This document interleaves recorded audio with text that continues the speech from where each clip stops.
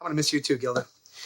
I want to miss you too, Billy. You know, you both come a long way. You were like me when I first started out, you know, kind of green. Who knows? Maybe they'll be flying you out to the coast in a couple of years. When they need you out in Hollywood, they need you, I guess. Thanks, John. Coming from the next Grizzly Adams, that means quite a lot. Thank you. Hey, Shay, you know, hey, if I don't get a chance to say goodbye to Danny, Garrett, Lorraine, and Jane, yeah. You know, say goodbye to them for me. I'm going to miss them all. But most of all, I'm going to miss saying, live from New York on Saturday night, live.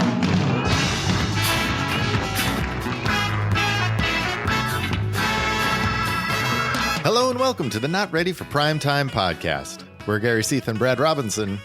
Gary, you ignorant slut. This week... I've been waiting 2.5 seasons for this day. Finally, my day has come. Your ship came in. This week, we're talking about Season 3, Episode 15, with host Christopher Lee and musical guest Meat Loaf. This show originally aired on March 25th, 1978. Brad, we have... as the host, I think one of the most fascinating people maybe to ever live, Christopher Lee. Do you know anything about Christopher Lee? He's a British dude, right? Yes, he is. Just checking. Okay. He was a member of the Royal Air Force. He joined in 1940 when shit was hot in Europe. But the year before that, he joined... Is that... Sorry. Yeah. Shit was hot. That's the official term? Okay. It is. That's what historians use now for... World War II. Yeah. This is going to be a good episode. All right, keep going. In 1939, he went to Finland because they were dealing with Soviets attacking Finland. And he was like, no, not on my watch. He joins the Finnish army and starts fighting the Russians. And then when, like I said, shit got hot, he went back home to England, joined the Royal Air Force, and was, by all accounts, just amazing in the war, got promoted to Secret Services, whatever they were called. But then he was awarded medals by other allied countries for the war, for his war effort on their behalf. Right. I know Poland was one and some of the other countries. Amazing stuff. And he apparently had seen so many people killed that he didn't talk about it. You know, and because he was part of these special forces, he was not able to talk about it and then never wanted to. That makes sense. Yeah. But before that, his mother was an Italian There's a before duchess. that? Yeah. Like his mother was an Italian duchess. His father, and his mother was related to Charlemagne. His father, through distant cousins, was related to Robert E. Lee, you know, the Civil War guy. The Civil War guy. You know who he is. Cousins with Ian Fleming. I did know that one. Yep. I did know that one. Who later in life said Christopher Lee was his model for James Bond. Oh. Yeah. The one thing I know that he wanted, Fleming wanted him to play the role of Dr. No originally. Right. But by the time he got to production, they had already cast whoever it was, and he missed out on that. Yeah. And then he goes into film in the late 40s and 50s. Right. Yeah. And then just none of this having to do anything with his acting career that everybody knows him for. Right. And then he goes on to this illustrious career, right? Well, he has 20 some years in European films, right? Before he even comes over to Hollywood and American films. Yes. And that's where he started, if I'm not mistaken, right? Of his career, of his fame of horror films. And he played Dracula 6-7 times. And that's what he's most famous for. He was in The Wicker Man. He was in the original version of The Wicker Man, not Nicolas Cage. Yeah. Which I am not a big horror person, but many people think is like one of the greatest horror movies of all time. 1973, The Wicker Man. He's in that. He also, I mean, you want to roll through his credits more? Because he has... We should roll through the credits of things he apparently turned down, which is another staggering list. Again, we mentioned he was was, thought of for Dr. No. And then he did end up playing the villain in 1974 as the Golden Gun. But because of that role filming in James Bond, he was not able to take a role in The Who's Tommy. He was originally supposed to do the role that was Jack Nicholson. He claims he was offered the role of Dr. Loomis in Halloween. That eventually went to Donald Pleasance. And he apparently turned down the role that Leslie Nielsen had in Airplane. That's the one that is fascinating to me because that's so against type for him, that role, even though it's a straight role, but it's in a comedy, which he never was in. Well, he'll get there. Yeah. He would go on to say that hosting Saturday Night Live, this episode, was the single most important thing he had done in his career. To everything we've kind of been talking about, is it gave people the glimpse. No one thought he could do anything other than horror. Right. That's all he had done for so long. And he comes on this episode and I think does a very good job. I think this is an episode many people put up as one of the better ones of the original era. And, it's funny. Steven Spielberg is apparently in the audience this night watching the show. I mean, this Again, is like the 5th time Steven Spielberg has been in the audience. Does he? Yeah. Does this man not work? Well, he was there because at the time he was trying to get John and then Dan were going to both do 1941. And from watching this, he offers Christopher Lee a role in 1941. Amazing. Which surprisingly is not listed as his biggest regret in his career. He probably just assumed people knew. Because he had claimed, I guess he had thought that, the turning down of Halloween, he has claimed being the biggest regret of his career, which was around this time, I think, right? Halloween was 1978. So it's about this time he had turned that down. Right. He was in one American film before this, which he mentions in the monologue, Airport 77. He dies in that movie. So it's interesting how he shows up on the show at this particular point in time, because everything we've just mentioned or said or will say in his credits pretty much has yet to happen. Right. And then he would go on to be part of some of the biggest films and franchises in Hollywood history. Gremlins 2, the new batch. I assume that's what you're talking about. Was he in anything else? That's all I meant. Exactly. But he would go on to be in not just Gremlins 2. He was in the newer Star Wars movies. I guess the prequels, they're known as. The bad ones. Right. The shitty ones. Yes. Depends who you talk to. Apparently there's like a whole community of people who love those films because they grew up with them. Okay. Yeah. He was in the Lord of the Rings films. And the Hobbits. Also 6'5". Not a little He man. is a big dude. That's true. All that being said, again, it's just kind of astonishing or just amazing that they chose him to host, season 3 of Saturday Night Live. Yeah. It's amazing. I know Lorraine was a very big fan, and I think she was very instrumental in lobbying and wanting to get him on the show. And season 3, I think there's still that. Well, even our musical guest, Meat Loaf, is a John Belushi. John fought to get Meat Loaf on this episode. So it's still that era of getting people they like, friends on, or people they admire or want on the show. Right. That's cool. And we should note, finally, it's our first 3rd week in a row of this season. This is week 3 of 3. Yes. And I made note of that because I felt like this was a strong episode. I think it's a very strong episode. Much stronger than last week's episode. Yeah. And so that was surprising. Yeah. Coming into this. Especially when the host and what the host for, I think you come in lower expectations. I think this is a great episode. It's really good. Yeah. I think this is a strong episode. Should we just get into it? Oh, let's do it. Let's dive right in. All right. The cold open this week starts in the locker room with Gilda combing Bill's hair and talking about the news that John is going to Hollywood to take over Grizzly Adams as part of this NBC succession plan. But the bear has the final say. So John comes in. He's angry because they want to change his name to Kevin Scott. And so he comes in angry about the name change, angry because the bear gets final say on whether or not he gets the role. And then he talks about how he doesn't really like Hollywood and then forgets Jane's name when he's talking to Bill and Gilda and how, I was like you when I started out. It was fun. It was fun to see them back in the locker room. I did like the locker room. I was excited. It was interesting. New lockers. They've got John's name and it's X'd out underneath of it's Kevin Scott. Yeah. I don't know. It felt like kind of like it's like soft meta. Like it's a meta opening, but something about it just felt a little bit not that edgy or not that biting. And it was just kind of like underwhelming or like I said, soft. It was just, there weren't a lot of jokes.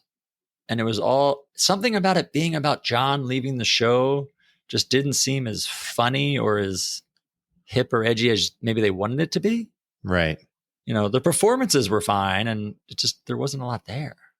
I agree. I liked Bill and Gilda in this. I thought they were good. They were very good. Yeah. Bill was very good. Yeah, it's very good. But yeah, I guess I understand what you're saying. It was like a soft meta. It was kind of weird in a way. I mean, we learn later that the Kevin Scott thing sticks with us. It pays off a little bit, I think. Yeah. And even, he kind of like rolls into the, he mispronounces live from New York. And it's That's right. It's like if that's supposed to be the joke of him being an actor and then he messes up the line, it was just kind of, just underwhelming to start. Yeah. Okay. I'm with you on that. It was not as funny as I wanted it to be when I saw Gilda combing Bill's hair. I like how you skip, which you always do, but the opening Michael O'Donoghue disclaimer, I thought this week was one of the most blatant and obvious Michael O'Donoghues. 101 Dalmatians get run over by 101 moving vans. Yeah, that was a good one. Couldn't just be more like blatantly obvious. Well, they even use Kevin Scott in the opening credits, which I thought was funny. I agree. I like that. Yeah. Putting John at the end of the cast and calling him Kevin Scott, it actually almost made the cold open worth it. Like that's the button for the scene. Like that's the punchline was this moment right here. I agree. I was happy that this was going to be there was a through line here. Yeah.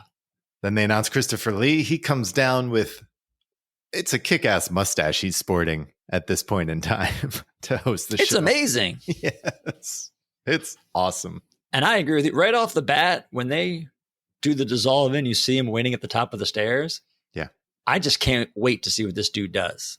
Right. I don't know what it is. He just has this presence. And I'm like, this is going to be something good, bad, whatever. Like, I just cannot wait to see what this dude does. Yeah.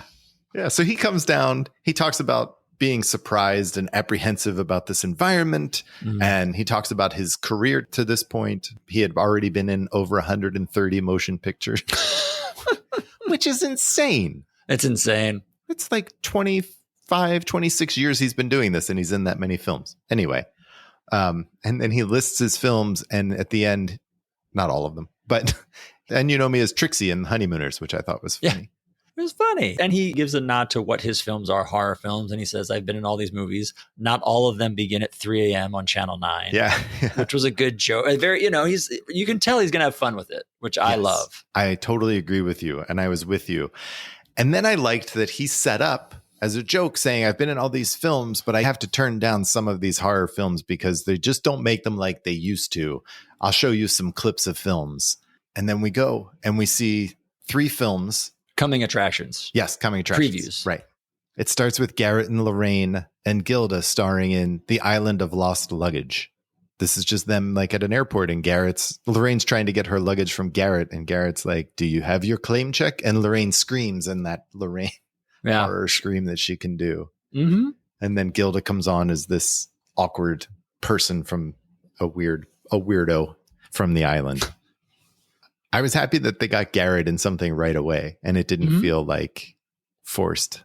They're pulling out the old season 1 gag. They did this with Anthony Perkins, which I liked. Right. When he set up these fake coming attractions, I liked that they're all live. Yeah. Then we get John, Bill, and Jane. It came without warning. They were just being polite. They didn't realize that they'd be stuck with the thing that wouldn't leave.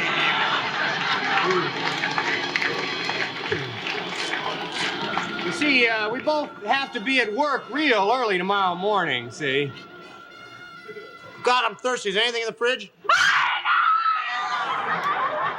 Look, I don't want to be rude, but my wife is very tired. Yeah. Hey, there's a good movie on tonight. I think I'll call up some friends and watch it over here.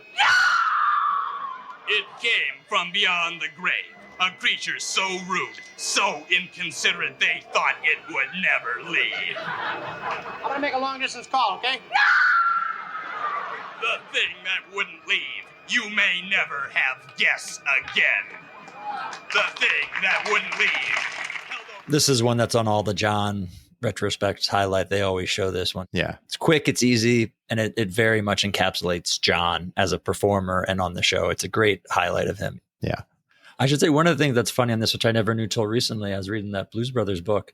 I guess originally written and rehearsed, John supposedly had green claws and feet. Like they tried to make him more into an actual monster. Yes. And he hated it and like didn't want to do it. And so for air, which I think it's much funnier it being just John, like straight up John. I agree. I think this is funnier without that. I've always liked this one. I always have. It's a great John piece. I agree. I hadn't seen it in a while, and I forgot how good Jane is. Right? How great is Jane? Like her screams. You mentioned Lorraine, but Jane holds her own in the screams in this sketch. They're loud, potent screams the whole way through. And after everything John says, she screams. And it's her reaction. Like she like throws her body like in horror. Like she's great. And Bill's great. Bill's like disgusted, doesn't know what to do. It's great. It's a great little sketch. It is. And then the last film, we see Dan as Vincent Price, and which I thought was funny. I was not loving his Vincent Price. No, I thought it started out strong, and then I thought it kind of petered off because then he's playing Vincent Price in Dr. Jekyll and Mr. Rogers. Yeah. So when he's Dr. Jekyll, I thought his Vincent Price was okay, and then it kind of went away as he became Mr. Rogers and sang. He takes off the mustache when he did he rip off? I was like, didn't he? Yes, he did. He drinks the potion as Dr. Jekyll. And I'm like, why is he falling beneath the countertop? And he comes back up. Did he just pull off a mustache? Yes, he did. Okay. Yes, he did. I liked it. I liked this as part of the monologue. It comes back to Christopher Lee, and then he's like, Interesting, because I actually did not like this as part of the monologue. I like this as a sketch. I think it's really funny and it's really smart, and I like it a lot. It felt weird to me I feel like they hijacked his monologue. It was short, but his monologue was good up until he threw it to this piece. Like it wasn't like it was funny. He was engaging. I would have wanted to see more of that. And while I love these three pieces, I think it would have worked better as a standalone sketch that maybe he introduces. Same thing, exactly what he did. But that's actually why I liked it as part of this. Instead of coming back and Christopher Lee doing the same, like, just him standing up talking again and being like, I turned down lots of horror roles, blah, blah, blah. I liked the way they weaved it into his narrative about his career to this point and why he wouldn't. And why he's not. Yeah. Yeah. I mean, it stretches the monologue longer, but it really is like the first sketch of the night. No, I agree. It just, there was a thing about it I was enjoying him and the monologue and I wanted to see more of him. Sure. I get that. And because I think this is such a strong piece that it could have played in the body of the show proper. I get it. Well, to this point, I felt really good about this show. Even though I didn't love the cold open, I liked this and I liked Christopher Lee. And to your point, I thought he was good. And when he was doing the monologue, so I was happy to see him featured in the first sketch. Yes. We see him and Dan on a sofa talking, and Dan has a British accent this time. They're talking about Liza Doolittle. Because Christopher Lee is British too, right? Yes, he is. Yeah. There's no fake accent there. Right. Jane comes in as a housekeeper with a crazy like Cockney accent, and the way that she played that character was just very funny to me. That's good. Yeah. Yeah. And she says, someone's here who I can't understand what she wants. And Christopher Lee tells her to bring her in. At this point, we should say two things. One, this apparently is a satire of My Fair Lady. Yes. Which I will admit I did not know when I first watched this.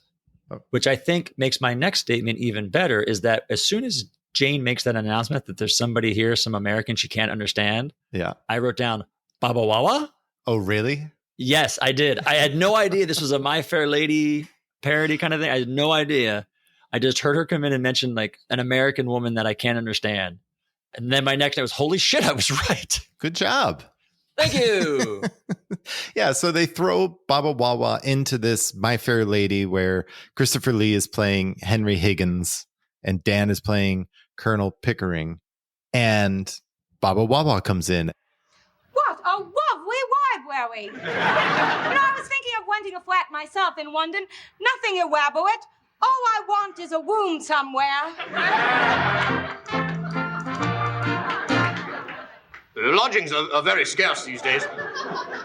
What an extraordinary speech impediment. Yes, it's atrocious, cold-blooded murder of the English tongue. Look, I'm well aware that my pronunciation is a little weird. I take a lot of whipping about it. Wee-wee. Wee-wee. Oh, no thanks, I just went. And one of the jokes in this was every now and then music would start like they were about to break into song, and they would just pause and continue with the conversation. Which answered my question, what's with the music? Because I could tell they were doing something musical. Again, still doesn't click in my dumb head. Right. And the cast, they're going to start to do a musical number. Yeah. And then they just take a step back and don't. I'm like, what's the joke on why they don't? They just do it. Right. No, I thought it was good that they didn't. And we get a classic Baba Wawa. She talks about Woon Awidge and a bunch of other people. And Christopher Lee and Dan decide that they can do this. They can help her overcome her speech impediment. And then we see the passage of time, first over hours and there's no change, and then over months, and we come back. And now Christopher Lee has the speech impediment. Well, because right before that, Christopher Lee looks over to Dan and says, this could take years. Yeah. Yes. I thought it was good. I thought it was a really fun way to use Baba Wawa. It was. I'll give you that. I thought Christopher Lee was a lot of fun. Like, again, knowing that it's off of My Fair Lady, I thought it was a fun play on all of this. Yes. My last note on this is, and honest to God, this is true. My last note is, I feel like there's a very big aspect of this sketch I am missing. Oh, well, there you go. So sure enough, that being said, yes, it was still funny. I did think it went on a little long. Right. The joke end up being, again, the tides change and she becomes the mentor to him. Right. And he has the speech impediment. It's still enjoyable. And it is. Performances were all great. You're right. I know you don't love Baba Wawa that much. And I would think that you would think one of her better performances as the character. Yes, absolutely. And I liked the way they turned that around too. So that was a lot of fun. Christopher Lee comes right back on stage, not afraid to perform his hosting duties, and introduces... This could be the funniest bit of the night. No. This could be best bit right here. This is hilarious. It was funny. It was very funny. Yes. And now, ladies and gentlemen, I would like you to meet Loaf.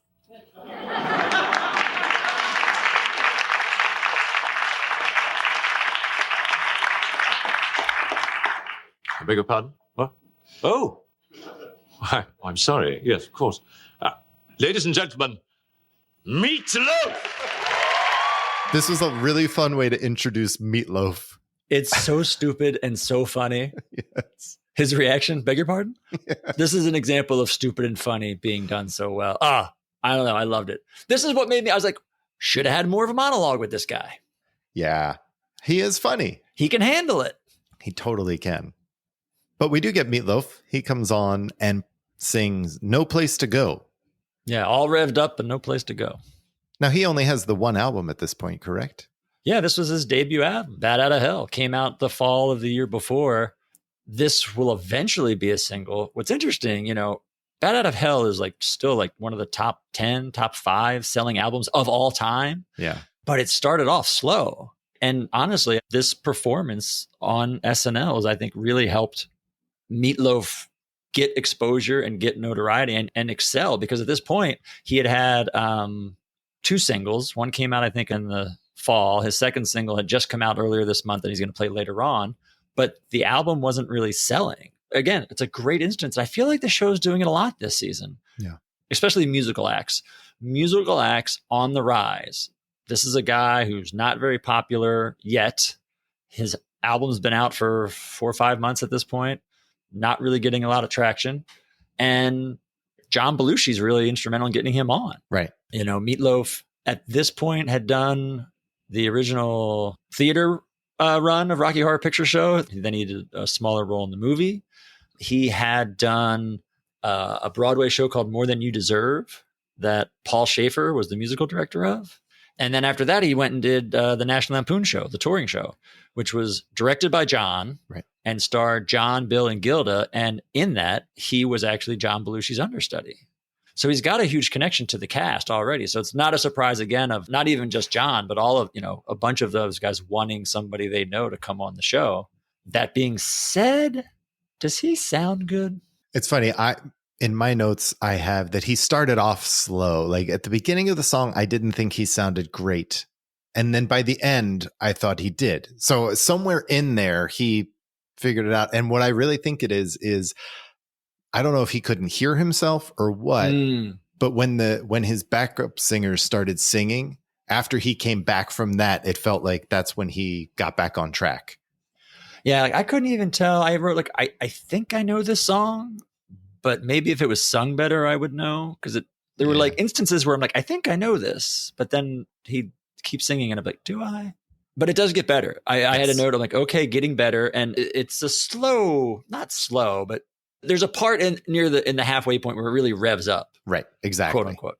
Right. And that's where I'm like, okay, he's winning me over. Like this is when it's starting to get better. And by the end of it, he did. He won me over by the end of this performance. Yeah. And that's like I don't want to say a signature Meat Loaf song style, but it really is, where he like breaks things down and then all of a sudden comes back and punches you in the mouth with his song. Yeah, I may not be that familiar with this song, but I agree. That little transition moment there, I was like, oh, that's what Meat Loaf does. Right, that's how he sings. That's his style. Because he's very flamboyant. He's got the tuxedo shirt. He's got the red scarf. Is it a scarf? Like the thin scarf that he's waving around. And it's almost, he's not yet fully Meat Loaf, I feel like. He's like Meat Loaf at 8. He's like he's not the Meat Loaf. A medium rare Meat Loaf. Yeah. He's not a fully cooked meatloaf yet. Yes. Not saying he's not coked out of his mind on this performance at all. Don't get me wrong. But are we saying this is a good performance at the end? Yeah, I think it turns into a good performance. I would say the second half is a good performance. The first half, he needed to warm up and get used to, the space or whatever. But yeah. I kind of had that thought too, actually. Like before it kicked in, part of me was like, maybe he's a performer who can't just come and play a tune. Yeah. Like he needs time to warm up. And like by the third song of his set, he's rocking. Right. It's funny you mentioned, because I had that thought that he needed some time. But it was good. I do enjoy Meat Loaf. So. Yeah. And that then takes us to Weekend Update. It feels fast to get to Weekend Update. A little bit. Already. But Weekend Update this week was brought to you by Aqua Velveeta, the after cheese lotion. And then we start out kind of slow, I thought, in Weekend Update too, with some of the jokes that Jane has. I appreciated her first joke where they're introducing each other. And Dan does something where he messes up his name. And he says, Da Nakroyd. Yeah. Oh, I get it now. And she says, I'm Jane Curtin, and I'm wearing a new suit. Yeah. And I'm glad she said that, because, yes, I was thinking it. That's funny. I did, too. I was like, Dan, nice suit. Jane's got a purple suit on this week. So I appreciated that one. I liked the Cosby, Sills, Cash, and Chung joke. Yeah. It's a lot of work to get to that. But it was a lot of work for that long joke. journey. It paid off. The Beatlemania mania joke. The zipper one, too. There's another long payoff where they're talking about pay toilets in Florida, and someone's complaining. And basically, it was a long way to the punchline being now they're going to have pay zippers. Coin-operated zippers. Yes. The funniest part to me of the first third of this Weekend Update was a second or third joke, and Jane starts talking about the Middle East. Yeah. And there's a graphic on the monitor that just says Middle East in red with like yellow. Like that's all it was. Not a map, just Middle East. Yeah. Yeah, it was good. And then Dan is talking about an oil tanker spill, and he brings on... Again, 100% being honest. We cut over to Dan, and you can tell that like someone's getting ready to sit next to him. Yeah. And I wrote down, I really hope they're going to do a Kevin Scott correspondence piece. Oh, there you go. Called it again. Yes, you did. Kevin Scott. So John comes on with this oil tanker toy, talking about how they spill oil easily. I loved this. He's trying to spill ink. Yeah. It looks like it's filled with ink on Dan. And Dan jumps back from the desk and just starts laughing hard. Yes. Now, John's covered in ink. His hands are covered in ink, and he tries to touch Dan, and he jumps away again. And Dan is just having a fit laughing through all of this. He thinks it's so funny. I really appreciated it. I thought John was good in this, in what he was doing, but it didn't really matter what he was saying, because that was the fun of it for me. Something must have happened in this sketch, because there's too much spontaneity going on with John trying to get the oil on Dan. Like, I don't think that was part of the scripted bit. And I don't know if maybe, because what happens is, as you said, he's taking the oil tanker model and like he sways it back and forth and he lifts up and it spills on his hand. Yeah. And then what ends up happening is he keeps going on and then he like bangs it on the desk and breaks it. And I'm wondering if the oil wasn't supposed to come out until then. And like when John started doing the swaying, the oil spilled out by accident, because it kind of spills all over his hand. That's all it really does. It gets in his hand and arm. And I'm wondering if that was an accident, which means then the joke's kind of gone. Yeah. Because when he goes to smash it, it's not going to explode in ink, which I'm kind of feel like with John, that's what they wanted it to do. And have ink go everywhere. Like ink go everywhere. Yeah. And I feel like they kind of blew it. So, because you could tell then John's trying to like save the bit, I feel like. Yeah. By then taking his hand and trying to smack Dan. That's where and then, they're having fun. Dan keeps jumping back. And at the end, even when he hits him, it kind of had that vibe like, I got you. Right. So it felt very unplanned. I thought it was fun. If that was the joke, if what you're saying was the joke, I guess that payoff might work, but that doesn't sound funny to me. Basically, I think what's funny of this is the joke not working and John and Dan trying to find a way to somehow save it. I think the next joke, not the next joke, actually, because there's like a Leon Spinks joke. Leon Spinks joke, which he's arrested. Didn't he just win the title? Yeah, 2 weeks like a month ago. Yeah, not long ago. Yeah. But then we get, I think, one of the best jokes between Dan and Jane at the desk to date. Oh, hands down. They talk about the Sesame Street writers going on strike. And so for the kids in the audience, they're going to talk about what that means. Now, for our young viewers, Dan and I would like to explain what is meant by a strike. First, the complaint is called Fair. unfair. And the demonstration following the complaint is called picket. And a person who crosses a picket line is called a scab. Now, let's review what we just learned. Picket. Scab. Don't. It might get infected. It's so smart. It's so funny. And you make a great point. I think this is the best we've seen Dan and Jane together. Absolutely. They're really on. It's such a fun piece and it's so well written and they perform it together so well. Very funny. Yes. Totally agree. I loved this. I thought this was hands down the best we've seen of the two of them at the desk. Yep. So it was great. And then Jane brings on the party animal himself, Bill Murray, to do his Oscar picks.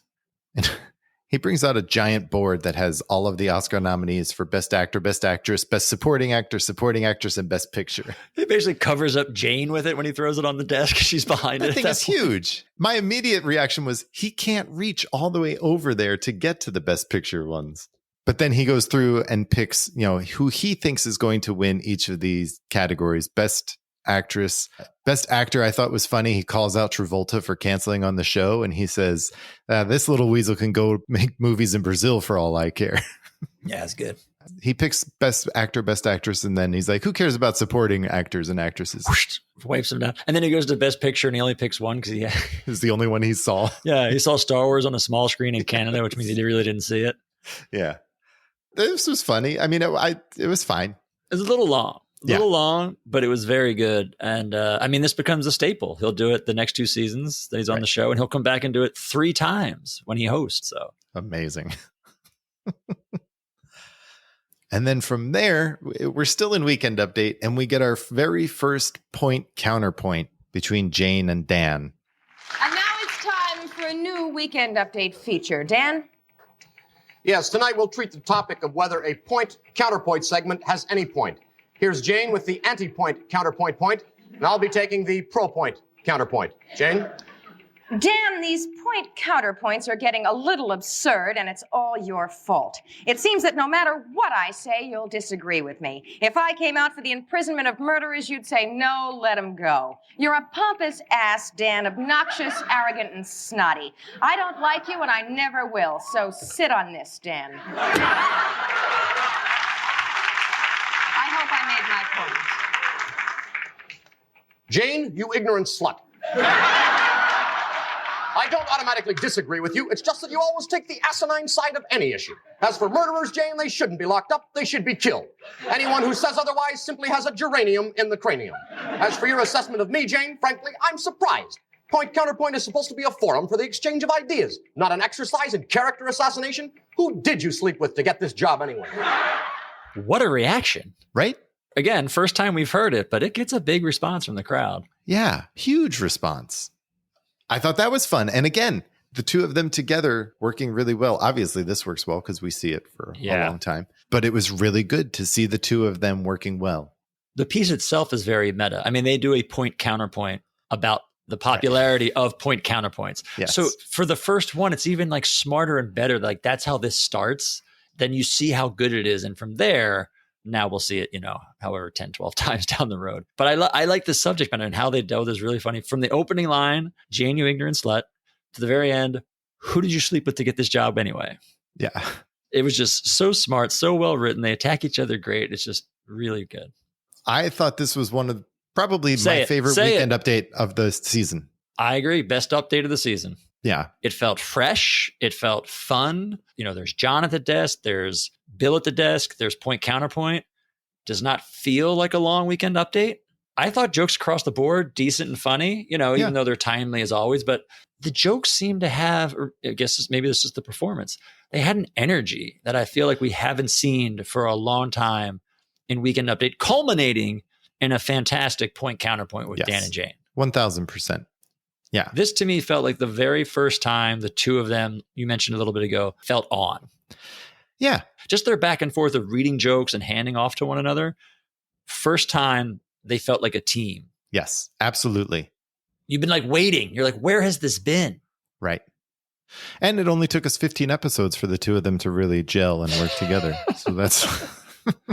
It's amazing. It's amazing. It's like night and day. Night and day. Is. Yeah.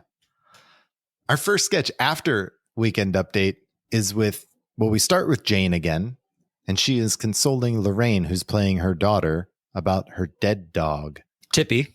Yes, her dead dog, Tippy. And then Lorraine prays to keep everyone safe. And then behind her, you see someone has come in, and it is Christopher Lee dressed as Death behind her. There's no better part for Christopher Lee to play, really, than Death. So I believe coming on the show, he had already said he would not play Dracula. So it's like, okay, what's the next best thing? It is Death. And to your point, you are exactly right, because this sketch was actually written the week before. Alan Zweibel had come up with this sketch. He wrote it with Herb Sargent and with Gilda, and they read it the week before during the Jill Clayburgh episode with Gilda and John.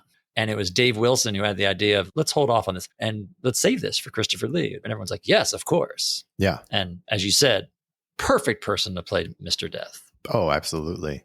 And then he has a conversation with Lorraine about how he doesn't really like killing people, but it's his job. And that's what he did. He wanted to be Mother Nature, but he couldn't tell the difference between butter and margarine. That's right. That's what it was. He makes a joke about wanting to kill Richard Harris and Nick Nolte. Well, because she wants him to kill the kid sitting in front of her. I did right. he reaches into his robe and pulls out his list, his little scroll. Right. It's like, Tubman. It doesn't seem to be on my list for quite a while, but I wish Richard Harris and Nick Nolte were on there. I was like, where did this come from? Yeah. They also referenced the Romans killing Jesus. I don't know. I thought this was fun. It's interesting. It's such an interesting piece because it's not a laugh out loud piece. Right. It kind of felt... This is going to be a very bad explanation. It kind of felt like a Marilyn Suzanne Miller slice of life. Kid talking to somebody about death, but the person the kid's talking to is death. Yeah. Okay. It's like an absurd take on it because it's like serious conversation. It is absurd. The tone is just very serious. It's not laugh out loud. It's very quiet. It's very underplayed. Lorraine is very good at the little girl. Good. It's very reminiscent of Linda Blair in season 1 when she played the little girl in the bed. Like she plays a little girl very well. Christopher Lee is fantastic. He is. He's got the hood on. He's tall, foreboding. The accent is great. And he tries to explain how he never wanted to be Mr. Death. Right. There's some funny jokes. You mentioned she says, she was rattling off people he had killed and lusting animals and like a hamster and goldfish. And she's like, so I hate small animals. Can you blame me for that? Yeah. Talks about Ingmar Bergman making films that he'll never understand. It does go on long for not a lot of laughs. It does go on for... It does. I guess the other thing too is it's not a joke machine with a punchline. Right. It's a scene because the scene ends with him leaving and her, asking when he'll come back. And she says, give me a kiss goodnight. He says, don't press your luck. And then he leaves. So it's very much more a scene than a comedic sketch. Yes. I think the big laugh line was, I'll see you on your 15th birthday. Yeah. I don't know. I enjoyed it. I think it was because of the performances. I think they were both very good in this sketch. I thought, like you said, the jokes were understated. And I think part of that is just Christopher Lee's delivery. He's like understated. Mm-hmm. But I really enjoyed both of them in this. Yeah, I think what made it more serious, subdued, whatever, is Lorraine. because Lorraine plays it straight. She plays it as a little girl. Right. Whereas if this would have been Gilda, I'm only assuming doing a version of Judy Miller, which is going to inherently push you more towards comedy, more over the top, more comedic, everything. Yes. So I think you get a completely different spin, especially her and John. Obviously, like you mentioned, Christopher Lee adds his own level to this sketch. Right. So it's an interesting choice of having him and Lorraine. And that's an interesting story. Like we said, it was written the week before. They decided to push it for whatever reason. And I think a lot of it was Christopher Lee, who she really liked and wanted on the show. And she's like, this is a scene for me. She did not know that this was written with Gilda in mind and that Gilda had a hand in it. She just knew it was submitted the week before. But there's been back and forth where she went to Lauren and threatened to quit the show if she couldn't do this sketch because she was tired of being overlooked and Gilda gets all the good parts and Jane's getting featured so much. And there's been a little bit of a back and forth retelling where she said that Lauren's like, well, if you don't like it, you could quit or whatever. But regardless, she fought to get on this, and apparently that's why Belle hadn't told her, because she, again, years later had said that if she knew that Gilda had written this, she never would have tried to do that. But she didn't know. So Lauren goes to Gilda and, asks as a favor if Gilda to give up the role and let Lorraine do it. Gilda's upset, but she says, okay. And so she gets the chance to do it. But at the end of it, apparently this causes a big rift between Lorraine and Gilda for quite a while.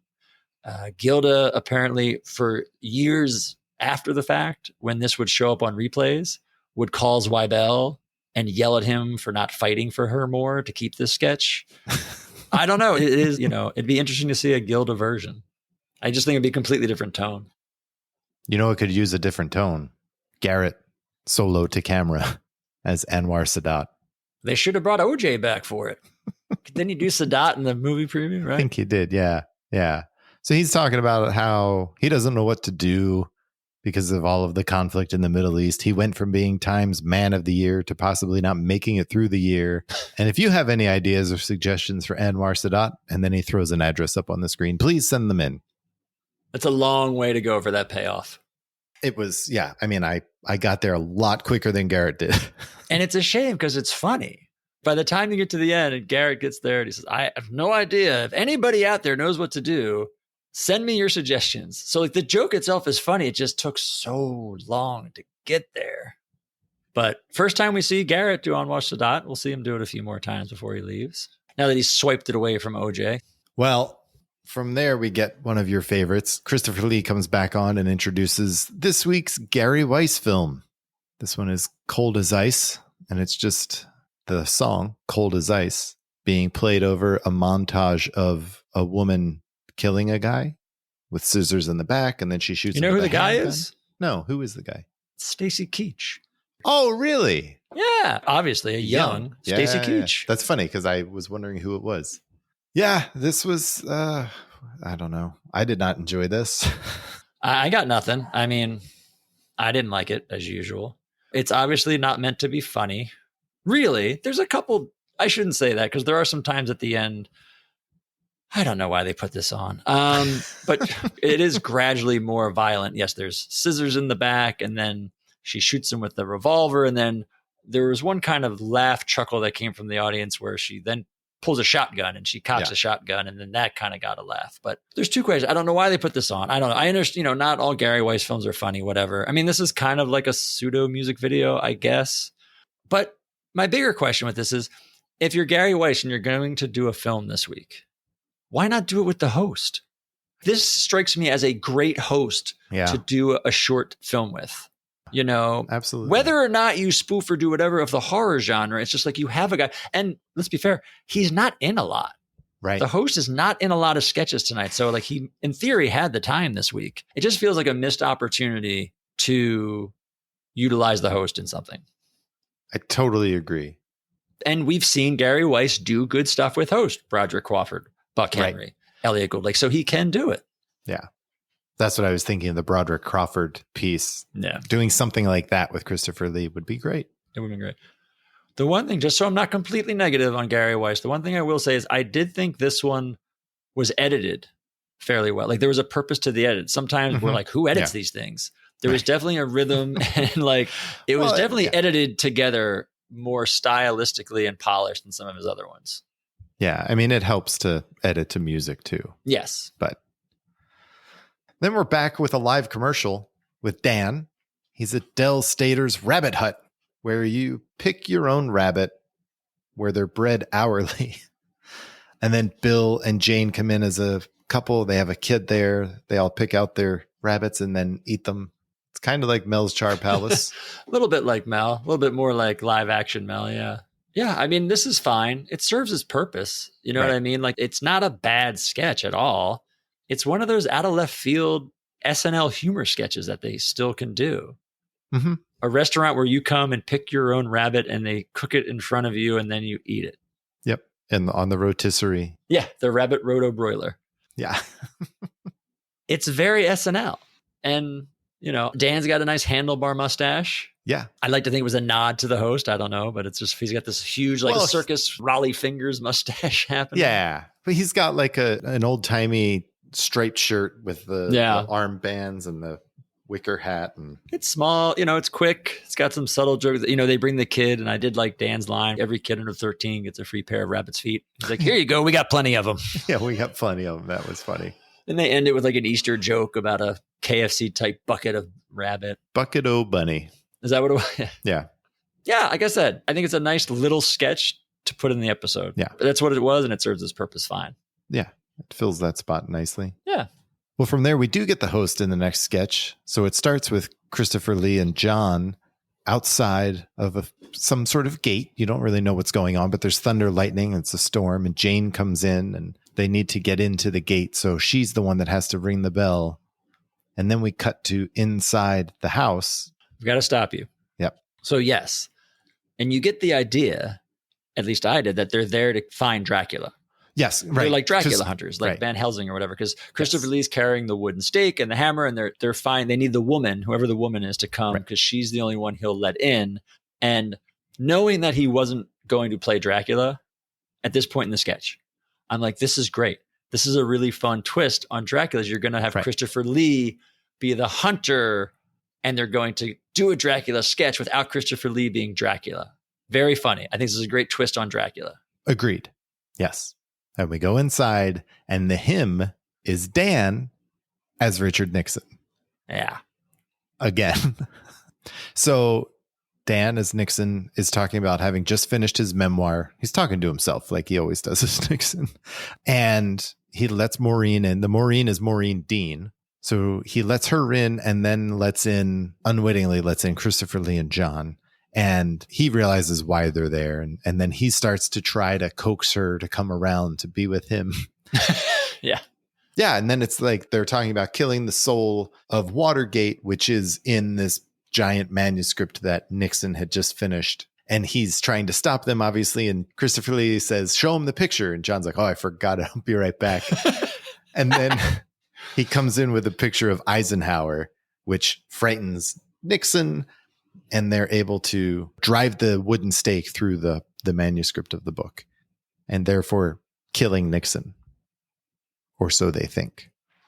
Are you sure you've got to go through with it? Maybe he's changed. If we don't put an end to it now, it will only be a matter of weeks before it spreads to libraries and bookstores in every city, town, and mall in America. The stench of San Clemente will seep into commuter trains, bus stations, and bookmobiles.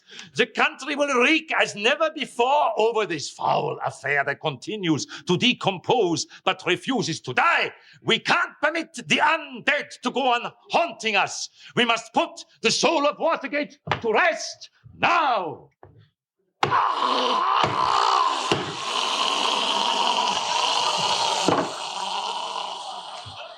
They leave. And after a beat, Dan starts to blink his eyes and get up and just quietly walks back over to the desk, puts in a piece of paper. And as he's typing, he's reciting the opening of the book, which he read at the beginning of the sketch when he opened up his memoirs. And he's going back to type his memoirs again. Yep. By the end of this sketch, I completely turn around. I think it's brilliant. Okay. You never came around. You didn't like this one. No, I did. I enjoyed it for what it was. It took me by surprise. But like you said, once I kind of put together the timeline and I understood more of why they came back to Nixon, I liked the twist that Christopher Lee was hunting a vampire. and that vampire, that soulless thing was Watergate. So yeah, I was on board with all of this by the end. I didn't find it hysterical in any way. Like I thought it was funny moments, but yeah, it was fine. I thought it was smarter than it was funny. And I don't mean that obviously in a bad way. Like, right. I had the same idea that they cut in it's Nixon in my first comment again. I was like, Nixon still? Really? Yeah. And then he mentions the memoirs. I'm like, okay, so the memoirs are coming out fine, but they will not let go of him, will they? Well, I mean, I think it's still pretty prominent in the culture, right? That's my point, is by the end of the sketch, that's the point. Right. Is no one's letting go of him. Right.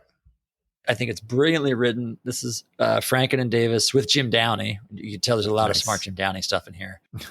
Christopher Lee has this great little monologue talking about how the country will reek like it never has before. If this gets out, it'll be in bookstores and coffee shops and shopping malls. And I like the end. How they take the wooden stake after they've pushed Nixon back and they drive the stake through the memoirs, thus killing Nixon, or as you said, you think you kill Nixon, and they leave and Nixon gets back up, cementing the point, like you can't kill Nixon no matter what you do, no matter how hard you try, you can't get rid of him. And as much as I was apprehensive of this sketch when it started and we saw Nixon, I was worried this was just another excuse to have Dan play Nixon.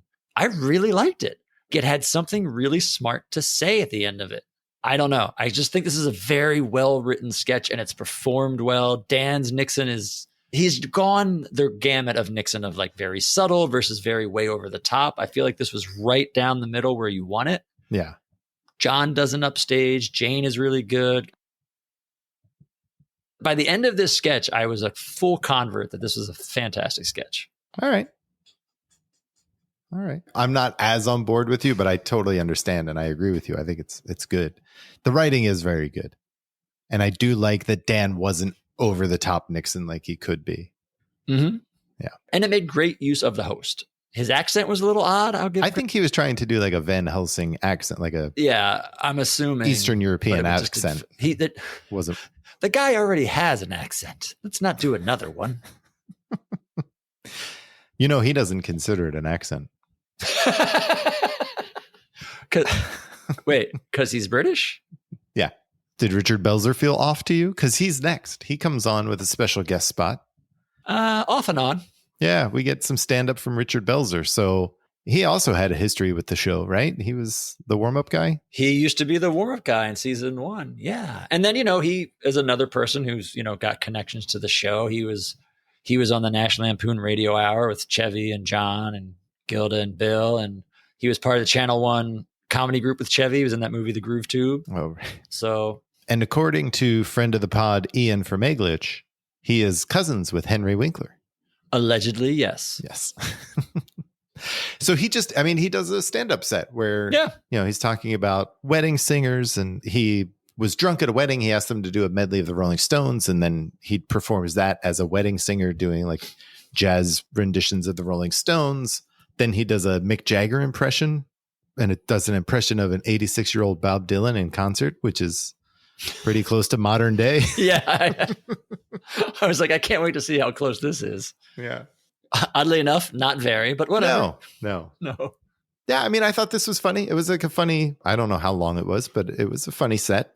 I was surprised how much he used the band and relied on the band for his bits. I did too. I was surprised how much he used the band, and I was surprised that he did that kind of wedding singer version of Rolling Stones medley. Because to me, it just seemed too much like a Nick the Lounge singer. Yeah. And I was just surprised he would come on and do that. Yeah. But it did play into other things, because then he references that versus Mick Jagger. His Mick Jagger is really funny. What does he call him? Like Mick Jagger, like a rooster on heroin or a rooster on crack? Yeah. And he starts strutting around. He does do a good Mick Jagger.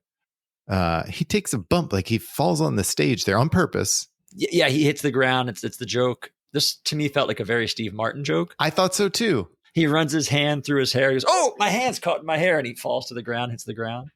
And I did like the Bob Dylan line, the whole joke about Bob Dylan being 86 as he turns into an old Jewish man. Yeah. So as he's singing like a Rolling Stone, he slips into an old Jewish man complaining about things and then slips back into pseudo Bob Dylan. Yeah. I agree. I think overall it was a good routine. It was fun. And I like the fact that it's, someone who has a history with the show and they bring him back on and highlight him, because he's a stand-up at this time. He hasn't really done movies or TV shows yet. He's he's a stand-up comedian at this time. So Yeah. this is like a guy, like, let's showcase one of our own. Yeah, and it's fun. And he's good. Yeah. I think this year he was opening up for Warren Zevon Oh, there you on go. the Excitable Boy tour. Nice. Warren Zevon's somebody who should have been on the show. Yeah. Like late 70s Warren Zevon would have been good. Yeah. Well, Meat Loaf is on the show this season, and he's back for another number. This time he comes on to sing 2 out of 3, Ain't Bad. This was released, right, by this point? Yeah, this was the second single that was released earlier this month. Yeah. But it had yet to become a hit. Right. But I thought you would be happy with this because this is the slower number that he's playing second. I was. Right? I was actually. Yeah. Yes. I was like, I give him credit again. Same thing. Plays the more upbeat number first, even though it's not really known, or not, I guess, as much as this was. But this song would eventually make it up to number 11. Wow. And it's really been attributed to this performance for being on the show. Like within a month, it would crack into the top 40 Really? and then make its way up. Yeah. So it's, How did you feel about this performance versus the first one?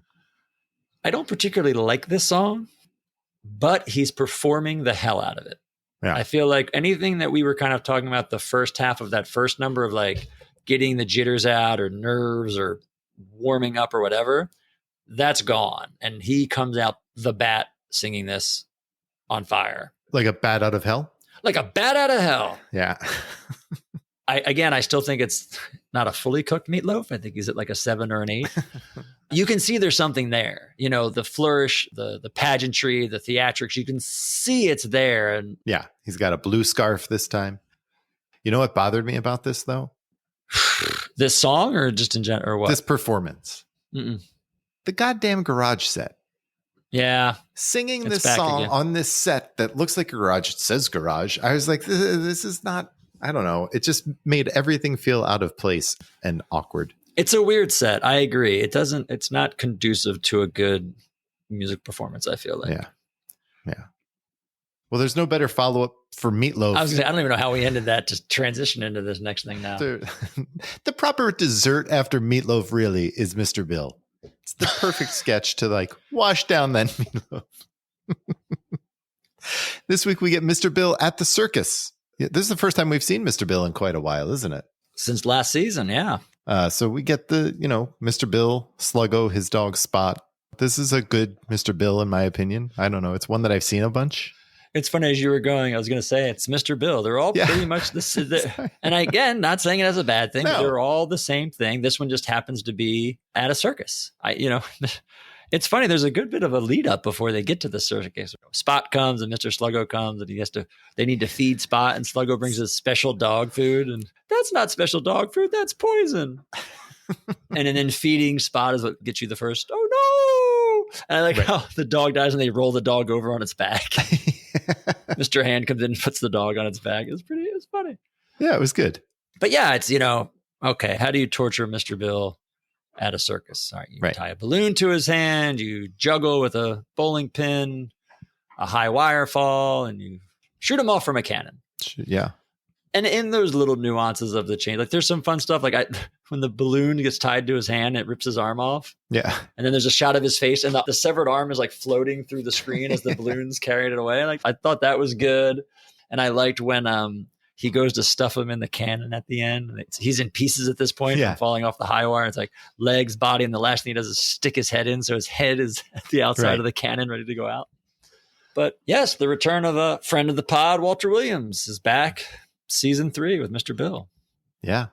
And this wasn't listed. They didn't announce it as a home movie. There's no intro. They just come in from commercial and it's the Mr. Bill Show title screen. So it feels, even though it's not yet like an official part of the show, but it feels like it is because they don't do home movies anymore. No one introduces it as something special. So it's an interesting vibe of, oh, here's Mr. Bill, something we haven't seen on the show in a year. Right.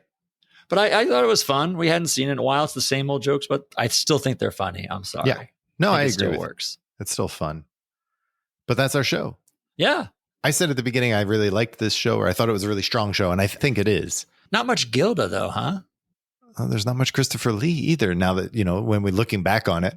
Yeah, like we did the Good Nights, like Gilda's the first one to run out. And I was like, didn't see her that much. But even the closing Good Nights, which he talks about having so much fun, he appreciated it, but there's just something like captivating about him.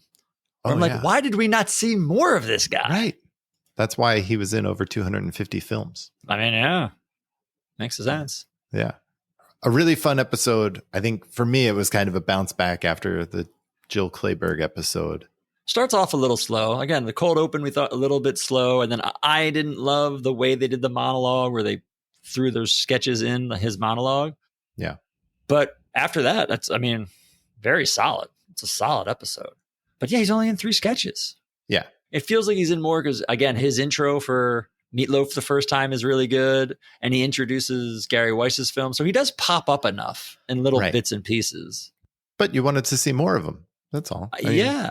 And it's also, for as fun and as enjoyable this episode was, and I don't mean this as a good or bad, surprisingly, not a lot of recurring characters. And I only say surprising because you're getting a host who's not like a comedian. So like you would have thought you would have tried to maybe, and obviously you didn't need to, you know, but going in, you think maybe you'd have some more recurring characters for not that well-known of a host or that comedically known as a host. You know, like, I don't know, like Coneheads, you know, could have worked well with him. I think he could have done a good job with the samurai. Could have seen that. Again, I didn't miss them. That's the thing too. Like I didn't miss seeing them. No. Yeah. It's just when you go back and you look at it, you start doing the math of it all and you're just like, oh, all you had was Baba Wawa? Honestly, when we do the math of what could we have done instead of the Gary Weiss film? It's just, that's actually probably the most surprising thing of the episode is that you put 2 pre-tapes in. Yeah. Because you already got Belzer in, which was, and worked fine, worked well. Yeah. But you decided to put 2 pre-tapes in. Right. Still a strong episode, in my opinion. Very strong. Yeah. Really fun show. Really good. Yeah. Well, Brad, what are your best bits? Vampire Nixon. I think that one was, I think it's just so well done. And I had the thing that wouldn't leave. Uh-huh. But I feel like it's like a Homer pick. Sure. Like I'm only doing it because it's John. You are a huge Kevin Scott fan. We all know this. Love Kevin Scott. It's a great little, you know what? I'm leaving it. I'm leaving the thing that wouldn't leave. I'm putting it on there. That's fine. You can. I guess I want to say Dan and Jane on Weekend Update. I don't want to say all of Weekend Update because that feels like a lot, but I thought it was a really strong Weekend Update. But their pairings, like the Sesame Street joke and then the point counterpoint, I think those 2 bits were my favorite 2 bits. That's a good one. I also went back and forth because the more I thought about it, we throw Mr. Death on there. Yeah, I liked It's Mr. a good Death. sketch. It's not, again, not funny, but it's good. Yep. You got to. I know. And I really wanted the Dr. Jekyll, Mr. Rogers to be stronger than it was than it ends up being. Mm-hmm. I think if Dan could go back and do that again, he would do a better job. But yeah, I mean, I think it was a really strong show. It was a lot of very fun. good. A lot of fun. Right. Well worth a revisit. Totally. And if you just want to check out an amazing mustache, go back and watch Christopher Lee in this episode. He wears it well. The dude wears it well. Yeah. Amazing. Well, next week, we'll be talking about season 3, episode 16, with host Michael Palin and musical guest Eugene Record. Who? Yep. Okay. Yep. We got homework. Until then, good night and have a pleasant tomorrow. Have a pleasant tomorrow. The Not Ready for Primetime podcast is a 2 Pints Productions production. Produced and edited by Brad and Gary. Thought about by Brad and Gary. Please rate and review. Two more quick things on Christopher Lee. 1, he held, I don't know if he still holds this, the Guinness World Records. Actually, he holds 2 Guinness World Records. 1 for appearing in the most films in 250 or something. Like ever? Ever. Wow. And for having the most sword fights on film.